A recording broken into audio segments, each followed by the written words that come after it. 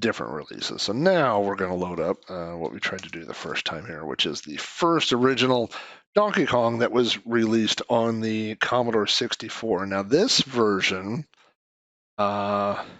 is not only the first version of Donkey Kong. This may be, my memory's a little fuzzy, but this may be the first Commodore 64 game I ever played.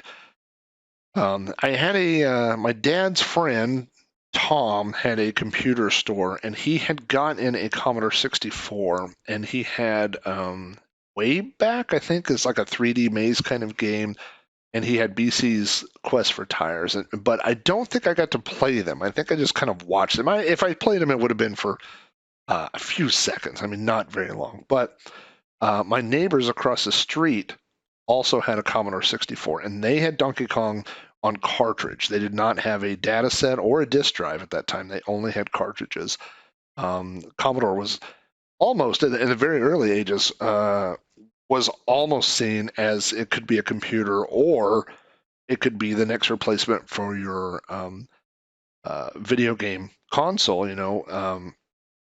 so that, I had an Atari, they had an Intellivision, and then they upgraded to the Commodore 64, and they only had cartridges, so it was kind of like your living room video game system. So you can see from the menu here, we have Donkey Kong. You can see the barrel there. That shows what difficulty level you're at. So F5 selects different difficulty levels, and you can see you can go through what level you want to start at. Now, this has always been confusing to me. Press F3 for two-player game. That means right now we are on a one-player game. So if you hit F3, then it says press F3 for a one-player game. So you're toggling, so it's whichever one is not listed. And then press F1 to start the game. This is copyright 81/83 Nintendo. So this is a very, very early Commodore 64 game. Now when I start this, you will see immediately the problem that early games had. And the problem this one's having is that it's not doing anything. I mean, could we not got a better host for this game show? I'm going to do hard reset because I had something else in memory. So that's one of my favorite tricks with the fast load cartridges. Use the arrow keys to move up and down in the directory structure, and then the percent is the same as load, and you will load that. And you may not know this if you're not a old school Commodore guy, but there were shortcuts built into BASIC to the command. So you could, you normally have to type load, but you could also type L-Shift-O is the same as load. And so instead of run, you can type R-Shift-U, same as run. I mean, literally it saves you one keystroke, so it's not that it's a great shortcut, but there you go. So this is the first version of Donkey Kong. This is the original release, and so when I made reference to, you'll see the problem. The problem is the aspect ratio. That is not, I mean, what you're seeing is, oh boy, I've got the joystick switched just in time. What you're seeing is not a, screen is not stretched because of the YouTube or the video software or anything like that. This is the correct aspect ratio for this game. I mean, this is as the game appears on the Commodore 64. I think we've discussed the fact that I'm not a good multitasker when it comes to playing games and talking. So hopefully I'll be able to do both those well enough to get to at least through a few levels here. But so as you can see, the game looks really stretched out. Mario looks really wide. I guess the barrels don't look too bad, but the actual screen, I mean, it just is not quite the right ratio, and that is the problem that barrels are really smart in this version, and they will anytime you're near a ladder, it seems like they will come down and attack you. But as you can see, early computer programmers had a issue that they had to overcome, and that is that most early arcade games were vertical. They had vertical monitors. Yeah, all these barrels just seem to be honing in on me. This version is maybe the most difficult of the three. It's the least accurate, I think, but it's perhaps the most difficult. So the problem that I mentioned again is that the arcade version of Donkey Kong uses a vertical monitor. And actually, there's only one kind of monitor, but it's a monitor and it's turned vertically up and down. So the game is the playing field is skinny and tall. But on home computers, and that would be home computer monitors and televisions, were obviously not vertical, they're horizontal. And so programmers had to find a way to deal with that, and one way that they found to deal with that, oh my gosh, that just not watch it for that. The way that they dealt with that was, I mean, they wanted to fill the screen. I think probably there was a, I mean, this might be an unspoken rule, but there's certainly a desire to fill the entire screen. Like, you didn't want to have, you know, a game that took up just a part of the screen, and you know, perhaps the idea of filling the outside border with something other than gameplay was, you know, not desirable. So, so this was the solution, was to build a game that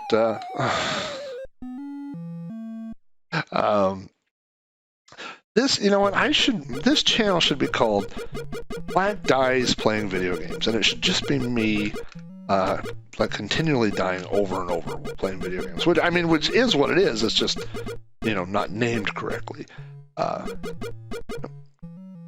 Can't pull the barrels. Oh boy. Let's see. It literally, the barrels just track you down in this version, so can't, I don't know what the ratio is in the real arcade version of Donkey Kong, whether or not you can, I mean, like 75% of the time barrels go over and 25% they drop down. I don't know it, but it seems like more often than not they will travel over versus dropping down. But in this one, if you're standing on a ladder, they're going to come get you. So if I don't make it to at least the girder level, then I will try some different difficulty levels. Although the problem, I mean, I would say my problem at the moment is not that the game is not hard enough, but we will perhaps see if I can jump forward to some different levels. In the original Donkey Kong, it is possible for Mario to jump up and hit his head on a barrel on a level above where you're standing. However, on many computer versions and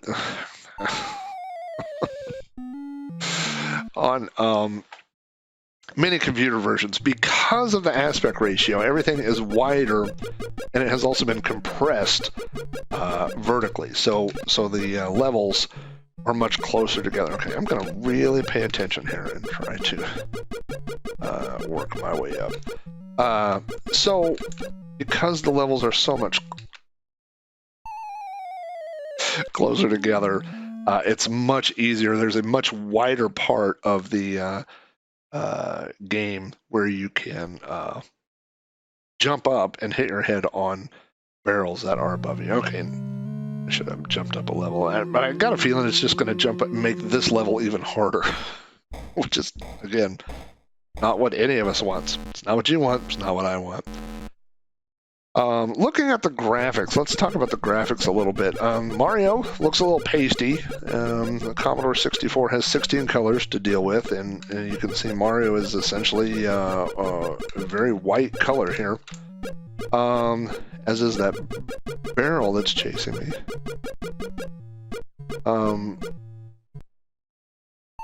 Yeah, way around that. Donkey Kong looks pretty good. I mean, he looks fairly accurate there, you know. I like the colors that they use. Again, you've got kind of a brown and then kind of a tan color there. So I'm not quite sure why Mario is not, the skin is not that tan color, but maybe it wouldn't show up as well with the red suit there. So maybe that's why they did it that way. Okay, let's get down to brass tacks over here. Also, you can see Mario in this version kind of has this weird, it's not quite what I call moon gravity, but it's not perfect. The arc of his jump is kind of floaty. Alright, let's get past all this nonsense over here. Yep. You can see how far back, like the hammer, well, but how far back, you know, the hammer actually stretches to that above level there. It's pretty. Now that doesn't seem right. That wasn't in the. I mean, literally standing there and it hit me in the head on the above level. I don't know. Guess I need to stand on the other side of that ladder. But so this was definitely I don't know if popular is quite the right word, but it was very common to see in people's collections. Again, it was an early cartridge, and of course you want to have you know, the cartridges when you first get the system that really show off. You know, it's a good comparison, right? Because people are familiar with the arcade game, and so you can look at this and you're familiar with the arcade game, and you could say, okay, well, you know, based off of this, I know what kind of quality I'm going to get. Now, how in the world did that happen? This version. This is it's ironic because I'm going to do this one more time and I'm done.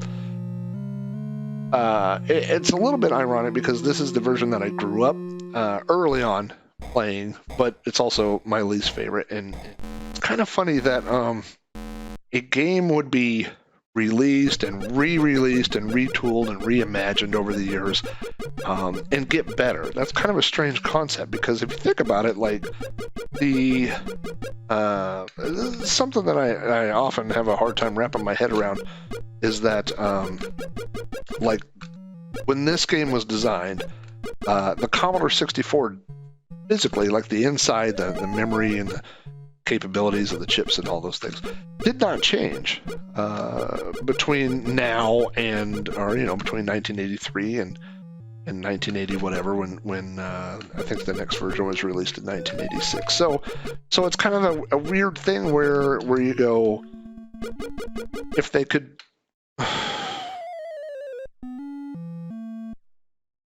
In the arcade version, I'm going to say this in my defense. In the arcade version, when you have the hammer, it's not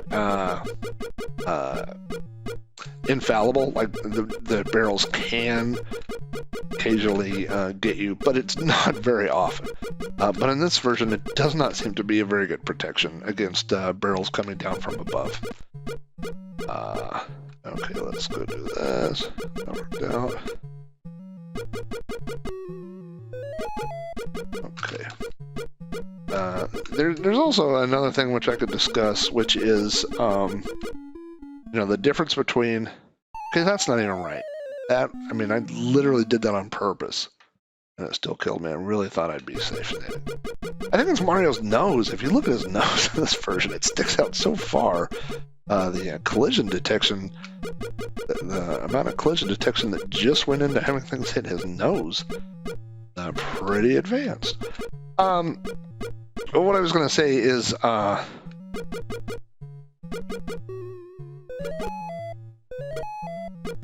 really the only thing that any of us cares about is seeing the second level, which is what I would really like to do here. Okay, so okay, we're going to watch out for Mario's nose. Goodness gracious. That's that flying thing. I'm going to stand on this side of the ladder so that nothing hits his nose or his hat. Go away and just... Alright, there we go. No, so the other thing I was going to say is that there's definitely difficulty in translating a game that has 4-way movement with an 8-way joystick. There's always those little strange little tweaks where you feel like you should be going up a ladder and then you don't. I don't love the flaming barrels on this. I mean, it looks like there's a very slight variation in the sprite to show that they're on fire, but it's not great, you know. I mean, it's better than most of the other Commodore 64 releases at the time, right? Like, or not Commodore 64, but Donkey Kong releases. You know, I mean, this is better than the Atari 2600 version. This is better than the Intellivision version. So let's see now. So this is not following the video game logic. Video game logic. Well, we'll see. We'll see here. So if you don't know, the way that the video game is programmed is that if you draw a virtual line down the middle of this screen, the barrels, yeah, see, it's not. The barrels are supposed to always come out on the opposite side of the screen, the opposite half of the screen where Mario is. And so by doing the trick that I did, if you see on the left-hand side of the screen, I took out all those rivets, and then I should be able, there shouldn't be any barrels that appear on the right-hand side, but that one did, so it doesn't, it's not programmed exactly the same, using the same logic as the arcade game. I can tell you that some of the other ones do, that I'll be playing here shortly. All right. I mean, based on how I've been doing, do that. Nope, no points for that. So that's not like the arcade game. I got into Donkey Kong heavily after the King of Kong. Well, this will be a fun thing. Let's see this. Told you that today is my birthday. Hello? Hey, do you want me to bring home some lunch, or do you want to go down to the fair thing and grab some food, or go somewhere else? Oh, I don't know. Which one do you want to do? I'm happy either way. I'm at Rockwell Expressway, and I need to bring in the cake and the ham, and then I'm ready to do whatever. Cake? What kind of cake? I got a big, giant red velvet cake from Ingrid's. Oh, that sounds good. Is that for my birthday? What? Is that for my birthday? Your birthday, but I also picked up 4 petit fours for a lunch dessert, too. What's a petit four? Your little bitty cakes. Oh.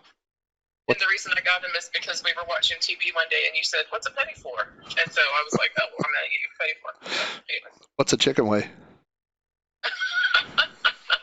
Anyway. Yeah. All right. Say hi to all my listeners, by the way. Oh, hi, everybody.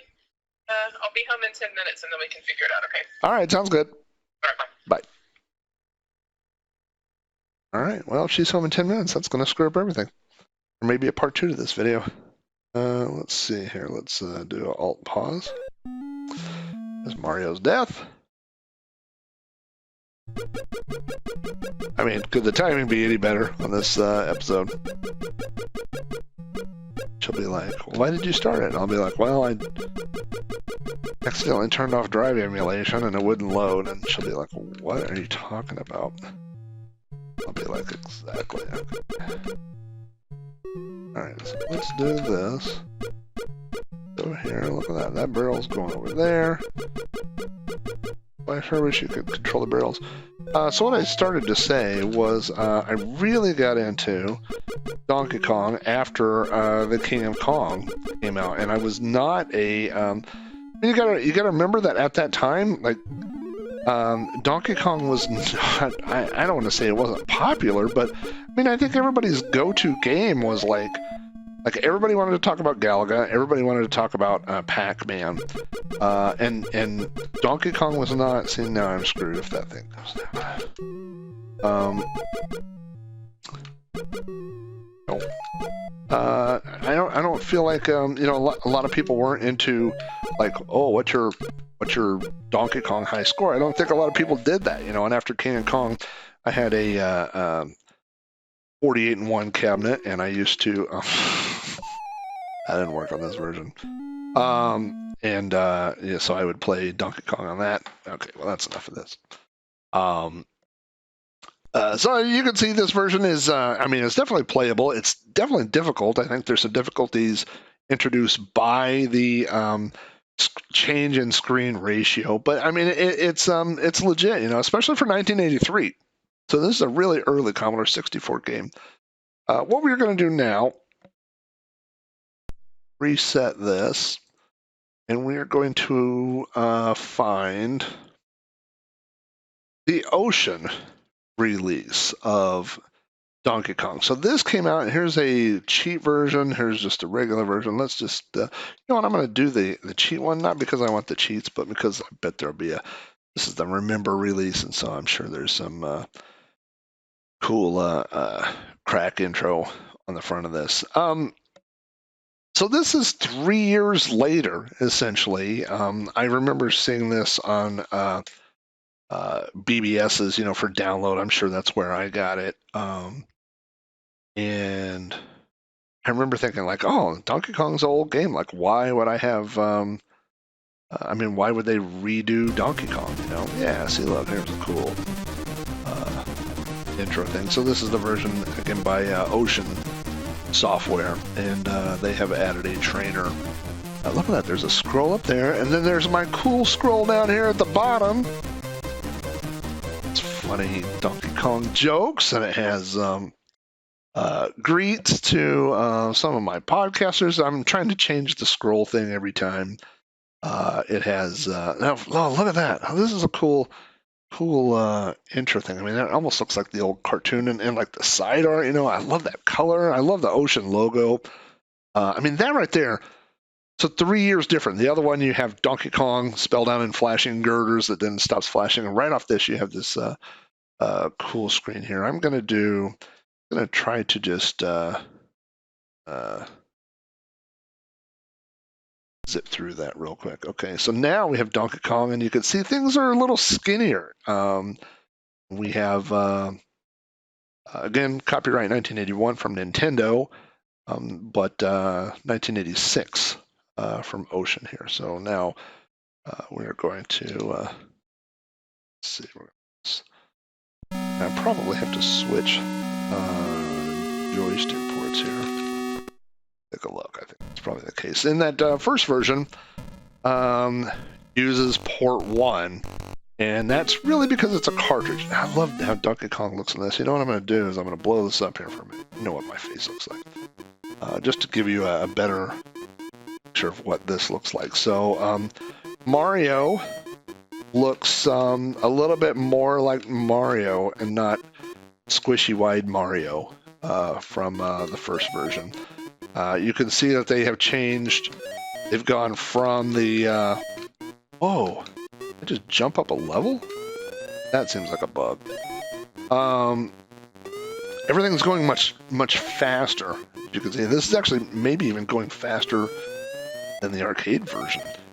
I don't love the green on the barrels that they chose, but I mean, it certainly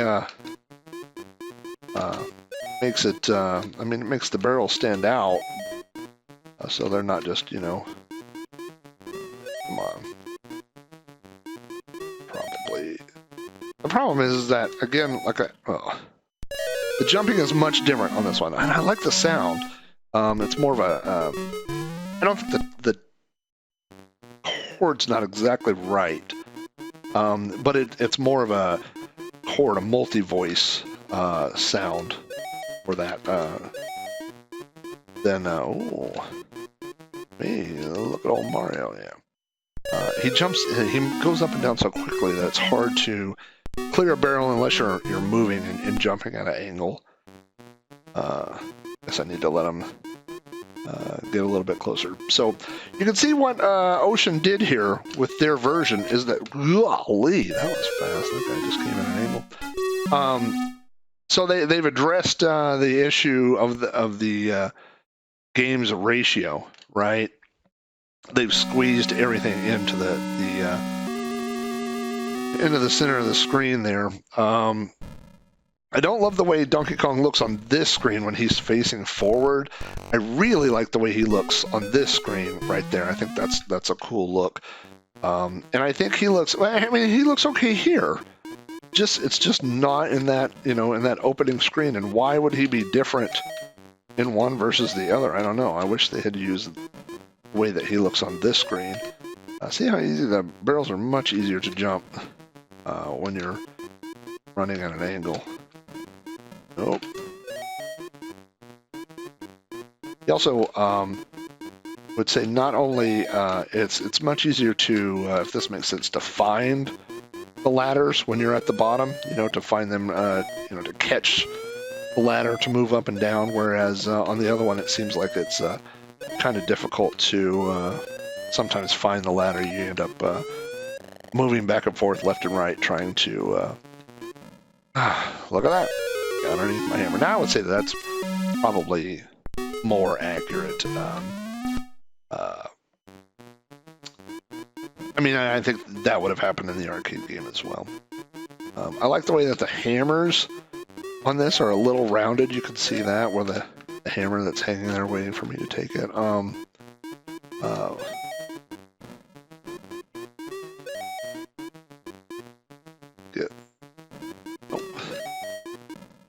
It did. Did you see that? Like, I bounced off and got up there. That's weird. That shouldn't really let you do that. That is not something you can do in the arcade game, I can promise you that. So I think my recording time may be limited more than what I had expected, so probably after this I'll switch over to the third version. So I don't know how familiar you are, if you're familiar with the arcade version of Donkey Kong, but you can get to the point where you can control barrels fairly easily. And so that's a tough habit to break when you move to these other versions, because not a lot of those implement that that little bug or glitch or whatever you want to call it. So we are going to jump to the third version. Now this version is literally 10 years, no, 86, 96, 2006, 2016. So 30 years older than the last one that we just played. So the first one was 83. The second one was 1986. This version was released in 2016.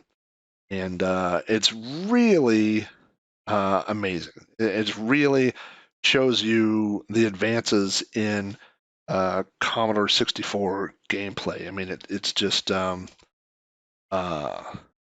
so far above and beyond, what that original one was. Now, the second version that we played, the Ocean release, they solved that aspect ratio by squeezing in the screen, right? But you still had blank space on the outside, so it's better ratio-wise, but you end up with all that dead space around the outside of the play field.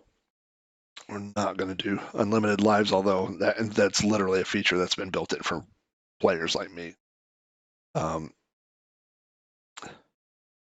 Let's get to... If you're not familiar with it... Oh, first of all, yeah, I want to show this. I do not want to skip past this. Okay. Think about the opening. I mean, so in the first one, there's no flash screen at the beginning. In the second one, we had that cool red picture that had Mario and the little pictures or whatever. Now we start with this, and I don't know if this is where this artwork originally came from, or if it's unique to this game. But what I really like about that is look how 3D the girders that he is standing on. And of course, when we play Donkey Kong, we think of a 2D playfield, right? I mean, we just move. Mario can move left and right, and he can move up and down. But in this, it shows that there's a little bit of a third dimension of what you're standing on. So now this, I've done this incorrectly before, so I have to press joystick up to put a quarter in, and then press left for one player, or right for two player, and it is detected here that we only have one button. So I don't know what you would need a second button for in Donkey Kong. Now, this is kind of the best of both worlds. I hate the graphic Donkey Kong facing forward on this one. I don't like the way, but when he's throwing, I love that picture, and I love when he's throwing the barrels left and right. He looks really good. I think he looks really good that way, but that full facial view is really kind of a strange picture.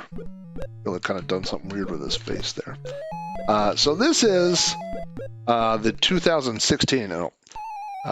It's funny because when you jump to, no pun intended, but when you jump between different versions of Donkey Kong, you have to get used to the different gravity or the different, jumping arcs, the speed, and all those things take a couple of rounds to adjust to. But so as you can see on this one, number one, Mario,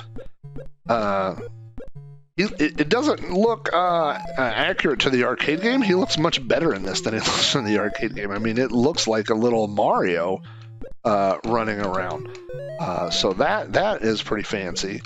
Again, I mean, if you look at the barrels up at the top left that are stacked waiting to come down, the advances, how much better this looks than that first version. Remember that had the barrels that were just gigantic and blue hanging out up there. So also notice that the barrels can roll over my head here and not hit my head, so that's a little bit more accurate. The timing of the barrels is much closer to the arcade version. And I play the arcade version so much, that's my normal go-to for Donkey Kong, that you can see that does really kind of translate to this version. Now, I don't hate it. I don't love the fact that the girders are green here instead of blue. I kind of wish that it was blue. Look how good that umbrella looks. Like everything here is just like the arcade, like you could kind of stand on it and not get it. Now this is an old trick from the arcade version. You want to get as many flaming barrels on the same level here. Notice how I've left that one girder piece in there. So we get that. We'll knock these out, and as long as you're on the right-hand side, when they re-enter the gaming field, they should appear on the left. So should have at this point. I lost track of where the guy was on the bottom. But now that we have, I should be able to. Now they're all trapped. See that on the left-hand side. Now I don't think you know what? It does work. I never tried that on this. The bonus trick works for this version. Now you can see that a couple of those barrels have come in, and so we will leap across there, and there you go. There's old Donkey Kong on his head, and Mario saves Pauline only to have Donkey Kong come steal her away once again. But as you can see, I mean, this one plays, sounds, and looks so close. In fact, watch this. That is a trick from the arcade version, and it works on this version as well. It's the way that the collision detection is programmed that you can kind of move stuff. You can jump away from it, and it's still. Again, the way that you get on ladders and get off ladders is pretty cool. It's much better. So this version, again, it's confusing to me in a way to think like why couldn't they have not done this in 1983? I mean, it's the same Commodore 64. It's the same. You have the same number of pixels. You have the same color palette to work with. So why can you make a version so much better 30 years later? But obviously, there are reasons, right? Like we have better development tools. We have better. You could literally take a picture in Photoshop, draw something in Photoshop, or scan it, and convert it, over to something that will, drop the resolution and change the color palette and get it to display on the Commodore 64. So there are easier ways to do things now. So I get it to a certain extent, but it really shows how much better games have got on the exact same hardware in that amount of time. So anyway, I think my cake has just arrived. So happy birthday to me. Thank you guys for tuning in. And no matter what version of Donkey Kong you enjoy or any version, Donkey Kong or any other game, hope you get some, drag that Commodore 64 out of your closet. If it's in the closet, you should probably just sell it because they're worth a lot of money now if you've been sitting on one for a long time. But fire up Winvice, fire up Raspberry Pi, whatever you want to do, and play some Commodore 64 games. So, hey, thank you guys for tuning in. And I will see you here next week on another Sprite Castle Plays.